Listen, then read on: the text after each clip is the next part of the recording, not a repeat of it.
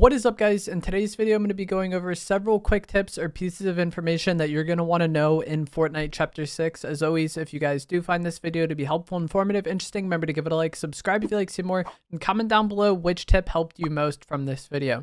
So the first thing we're going to talk about is going to be obvious to a lot of you, but that is going to be that the weapons in Chapter 6 are hit scan. And what this means is that there is no bullet drop and no bullet travel time. When you shoot the weapon, it's like the bullet basically teleports to wherever it's going to go immediately.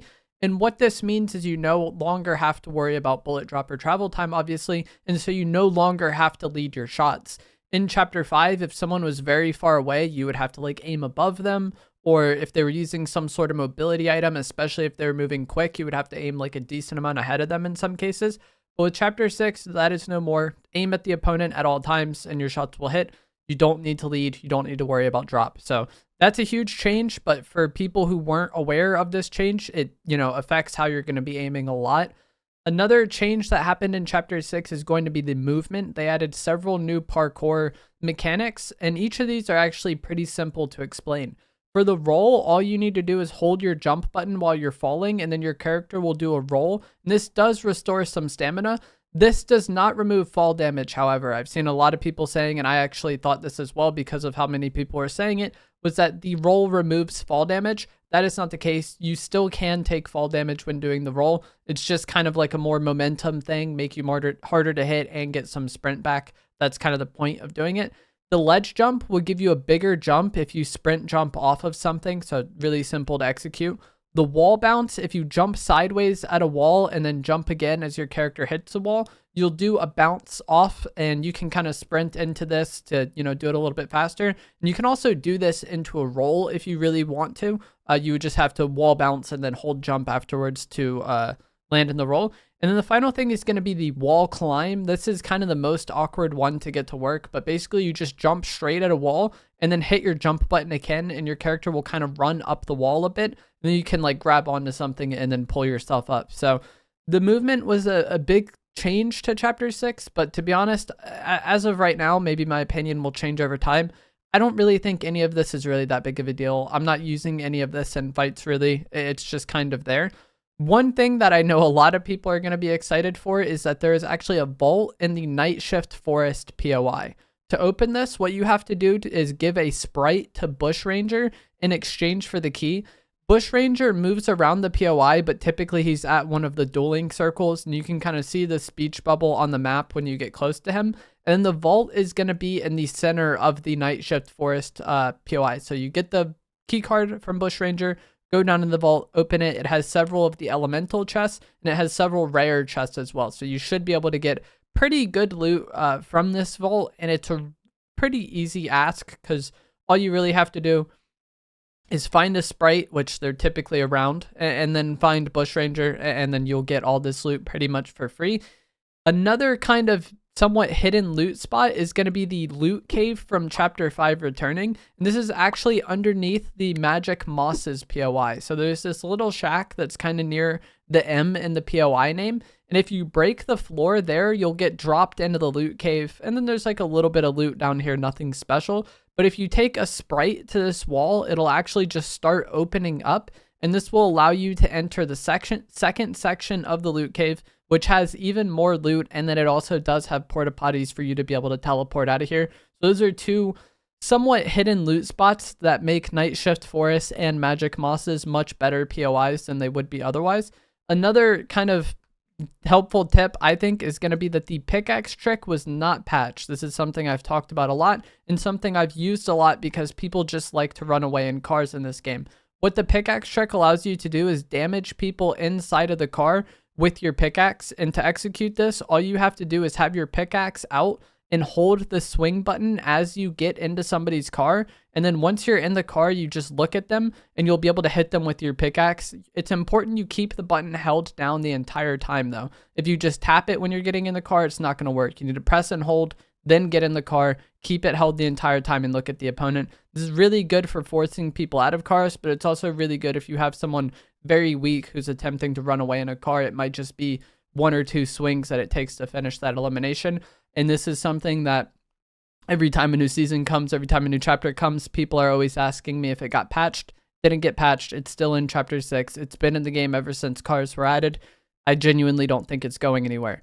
Something that was added in Chapter 6 and is a pretty big deal is going to be the Void Mask. You can get these just from looting, I'm pretty sure, but you can also get them from the elemental chests, or the little samurai bosses that are on the map also drop masks when you eliminate them.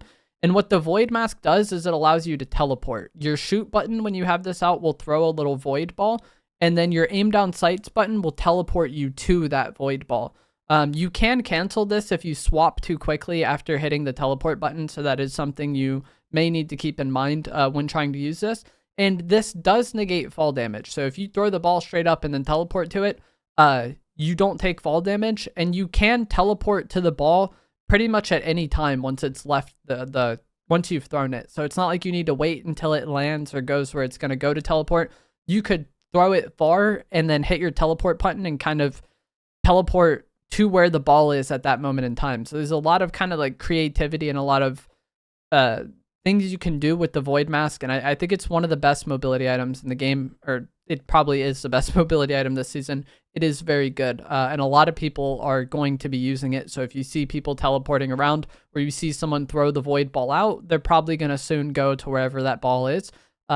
You can also put the sprites in these stones around the map, and then they will give you some loot, and then it also gives you a boon. And the boon you get from putting the sprite in the statue corresponds to the sprite you gave it. So if you give it a water sprite, it's going to give you a water boon. If you give it an air sprite, it's going to give you an air boon. And as of right now, the sprites we have are wind, or air, water, and an earth. I'm not sure if there's a void one. And the earth one is incredibly rare. From my understanding, what this does is it upgrades your loot that you give it. But there's only 2 earth sprites on the map per game, so I haven't actually seen this yet. The air sprite, you can throw it down, and then it kind of allows you to fly around if you go into it. And then the water sprite is a healing thing. So if you find the earth sprite, you found something pretty rare. What boons are is they're basically like this season's version of augments or perks. You can get these from the elemental chests. You can get them from the samurai bosses that are on the map. And then you can also get them from, getting the statues like we talked about. And you can have one of each. It's not like you have to pick one. You can just have one of each. The wind boon makes it to where you run faster with your pickaxe out. The water boon makes it to where you heal from being in water. The fire boon makes it to where you reload faster. And then the void boon gives you a scan every time you knock an enemy or get an elimination. And this does work in solos as well. I wasn't sure based on the wording of it if it was going to work in solos, but it will work in solos if you have the void boon and eliminate somebody, and then there's somebody close enough to the person that you eliminated, you will get a scan on them. But the range on the void boon isn't very large. It's not like the Emma Frost medallion or anything like that, but it still can be helpful in certain situations. One thing that really helped me this season is changing my scoped sensitivity. So the scoped sensitivity was added to controller last season, and the way I interpreted this was it works for the scoped high zoom weapons like snipers, but it actually affects the holographic sight AR that we currently have in the game as well. So like I was playing yesterday and I felt like very loose with this gun and didn't have much control, because I liked having a really high scoped sensitivity last season to make like flicks with the snipers, but for this season I don't really want a high scoped sensitivity for this AR, so I ended up turning this down to like 1 from 1.45. So if the AR feels very loose to you, the holographic sight AR, consider changing your scope sensitivity if you did have that much higher before, or just in general, if you want to fine tune how the sighted ARs work for you. The scope setting for controller does affect that. It's not scoped setting, it's basically just weapon with a sight setting. It's kind of like an issue of semantics, but yeah, when I saw this, I thought it was more for high zoom weapons, because that's how a lot of games kind of do that setting. The Katana that we have in the game right now causes lag if you're a PC player. I'm not sure if everybody on PC is getting this, but I know several players who have had it, regardless of what render mode they play, whether it's performance or DX12, or the quality of their PC, because I have a 4090 and then I believe a Ryzen 9 9950X, 64 gigabytes of RAM. I have a very good PC, and I'm even getting this lag. And basically what happens is every time you take out the Katana, if you're on PC, the game lags. I don't think this is a console issue, but a lot of PC players are getting this. So if you've been having just weird frame drops and you're not really sure what's going on, it could be because of the katana. That was kind of how I felt yesterday playing. I've like had to kind of feels weird playing this season. I'm getting a lot of frame drops. And then I watched one of my friends stream and they realized it was because of the katana. And then today playing it, the game felt better, but it's just when you take out the katana, it kind of lags, which is a strange problem to have. But either way, that's something that you might want to know if you're a PC player. There also is like somewhat of a bug or exploit with the katana where basically the main aspect of movement with this katana is going to be sprinting and double jumping, right? And it allows you to jump higher. There's a bug, an exploit, however you want to word it, where if you jump up with the katana and then swap to a different item and then back to the katana, it allows you to jump again. So you can basically rinse and repeat swapping from katana to a different item, back to katana, jumping, back to different item, back to katana, jumping, back to different item. And you just rinse and repeat that over and over again, and it allows you to kind of like hover in air. Whenever we get things like this in the game, I feel like people are like obsessed with it at times. Like they think it's such a big deal.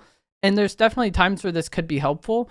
But with how melty these ARs are and how accurate they are, I would love for someone to come at me doing this katana exploit because they're just going to be free beams if they keep doing that, you know? So like it can be helpful, but I think you're very vulnerable when doing this. You're not actually moving that fast.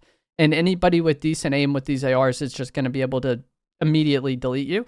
One thing that I'm also not sure if it's a bug or intended is that the crown range on the compass is infinite this season, or it's at least 1,500 meters. That's the highest I've seen. And this is when somebody drops a crown, it'll show on your compass at the top of the screen. I believe if you were within 100 meters previously, but for some reason this season, it's currently displaying at least up to 1,500 meters. And what this means is if you see someone die in the kill feed, they drop a crown, you could just do a 360 and then kind of easily figure out where that was on the map, you know, how close that was to you. And anytime you want to look for a crown or look for a fight to third party, this could be something helpful. Obviously, if they're 1,500 meters away, there's not much you can do about that. But if they're like 200 meters away, this is going to help you know where people are in a way that previously you couldn't. And on the flip side of this, if you eliminate somebody with a crown, anybody is going to know where that is. So you're going to want to pick that crown up quickly. If you already have one and can't pick it up, you probably just want to reposition and get out of there because no matter what, if there's a crown on the ground, pretty much anybody in the game can see it on their compass. And that is kind of crazy. I think it's just an awareness buff for everybody. Another thing that's going to buff your awareness is going to be radio towers. These function exactly like how they did in Chapter 4 and 5, where they spawn in second zone. You eliminate the guards outside. You put the key card in the little computer, and then what this gives you is zone reveal, one zone in advance for the remainder of the game. I'll have a screenshot of where they are, where they potentially spawn on screen now on this map, but it's something that I feel like is kind of easy to see. You just look for them as you're landing, and then if there's any around you, maybe you want to go for that in second zone because getting that zone reveal is always really helpful, but I feel like it's most helpful in times like this where everybody is kind of new to the game and new to the map. I feel like having that bonus to your awareness goes a long way.